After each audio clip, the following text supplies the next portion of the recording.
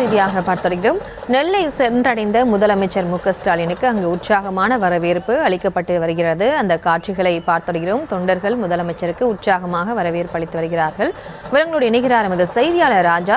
வணக்கம். மேலும் இவர் வணக்கம். திருநெல்வேலி மாவட்டத்தில் டிசம்பர் 20 மற்றும் 21 ஆகிய 2 நாட்கள் பல்வேறு அரசு நிகழ்ச்சிகளில் கலந்து கொள்வதற்காக தமிழக முதல்வர் மு.க.ஸ்டாலின் சென்னையிலிருந்து தனி விமானம் மூலம் தூத்துக்குடி விமான நிலையத்தை வருகிறார். அங்கிருந்து சாலை வழியாக திருநெல்வேலி மாவட்டம் வந்த முதலமைச்சருக்கு மாவட்ட எல்லையான கேடிசி நகரில் திமுகவின் சார்பில் கரகாட்டம், ஒயிலாட்டம், மயிலாட்டம் உள்ளிட்ட பாரம்பரிய கலை நிகழ்ச்சிகளுடன் மேலதாள முழக்கத்துடன் உற்சாக வரவேற்பு அளிக்கப்பட்டது. இதனைத் தொடர்ந்து முதலமைச்சர் மு.க.ஸ்டாலின் வண்ணாரப்பேட்டை சுற்றுலா விருந்தினர் மாலையில் ஓய்வெடுக்கிறார். தொடர்ந்து மாலை நேரத்தில் கிறிஸ்துவ நல்லெண்ணெய் இயக்கம் சார்பில் நடைபெறும் கிறிஸ்துமஸ் விழாவில் அவர் கலந்து கொள்கிறார். அதனைத் தொடர்ந்து ரூபாய் 56.36 கோடி மதிப்பீட்டில் திருநெல்வேலி ரெட்டியார்பட்டியில் அமைக்கப்பட்டுள்ள பொருணை அருங்காட்சியகத்தை தமிழக முதல்வர் மு.க.ஸ்டாலின் இன்று இரவு திறந்து வைக்கிறார். பின்னர் வண்ணாரப்பேட்டை சுற்றுலா விருந்தினர் மாலையில் அவர் இரவு தங்குகிறார். தொடர்ந்து நாளை காலை திருநெல்வேலி அரசு மருத்துவக் கல்லூரி மருத்துவமனை வளாகத்தில் அமைக்கப்பட்டுள்ள மேடையில் நடைபெறும் நிகழ்ச்சியில் கலந்து கொள்ளும் முதலமைச்சர் மருத்துவமனையின் புதிய கூடுதல் கட்டிடத்தை திறந்து வைத்து முடிவுற்ற மற்றும் புதிய திட்டப் பணிகளையும் தொடங்கி வைத்து பயனாளிகளுக்கு நலத்திட்ட உதவியும் வழங்கினார். முதல்வர் வருகையொட்டி நெல்லை மாநகர பலத்த பாதுகாப்பு ஏற்பாடுகள் செய்யப்பட்டிருக்கிறது. மாநகர காவல் ஆணையர் சந்தோஷ் கதிமணி தலைமையில் 2000 போலீஸ் பாதுகாப்பு பணியில் ஈடுபடுத்தப்பட்டுள்ளனர். பாதுகாப்பு காரணங்களாக டிசம்பர் 20 காலை 6 மணி முதல் டிசம்பர் 21 மாலை 6 மணி வரை ட்ரோன்கள் பறக்கும் தடை விதிக்கப்பட்டுள்ளது. விழா நடைபெறும் இடங்களில் வெடிகுண்டு நிபுணர்கள் மோப்பநாயகரும் தீவிர சோதனையில் ஈடுபட்டு வருகின்றனர்.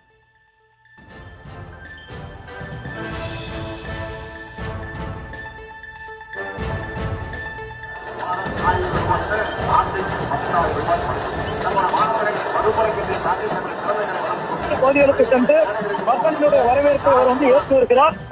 தொடர்ச்சியாக பாலத்தின் கீழும் முதல்வர் தொடர்ச்சியாக